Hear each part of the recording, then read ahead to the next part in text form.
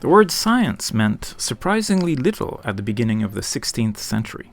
Back then the word referred very generally to the notion of knowledge, and there was no connection yet with what is now the scientific method, in part because this method was still in the process of being figured out. What we now label as science was known back then as natural philosophy.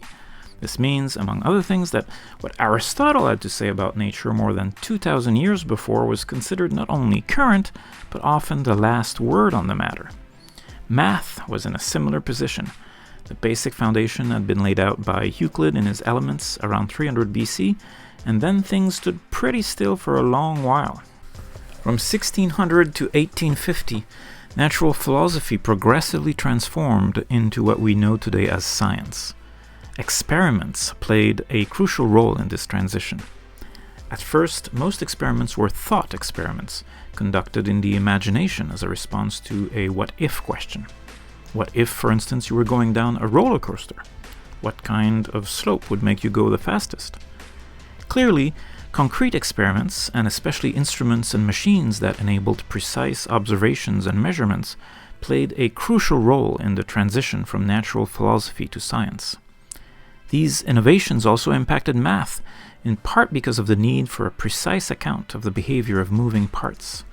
The cycloid, for instance, is a curve that results from a point of a circle's circumference rolling on a plane. An example of how this all comes together is the Brachistochrone problem. In 1602, Galileo described the following puzzle in a letter to his patron Guidobaldo del Monte. Imagine a contraption where a ramp may be rotated from a point B, which corresponds to the lowest point of a vertical circle. Suppose a ball is released at some point A on the perimeter of this circle and rolls down the ramp to point B. The question is, what angle will yield the shortest time of descent from A to B? In his 1638 treatise about two new sciences, Galileo addressed this problem, and his conclusions seemed quite surprising. He found that travel time is independent from the angle, and that the quickest way from A to B is not a straight line, but the arc of a circle.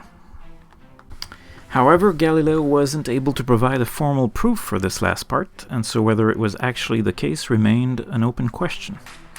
Identifying the path of shortest descent became known as the Brachistochrone problem, from the Greek brachistos for shortest and chronos for time.